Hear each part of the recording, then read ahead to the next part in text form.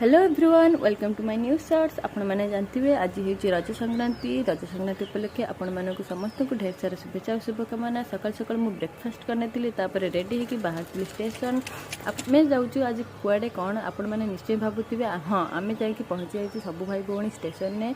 तो आम जाऊँ आज मो भाई और भौणी मान पाखक तो से रोचे पुरी में आम मीट करने जाऊँ रजरे।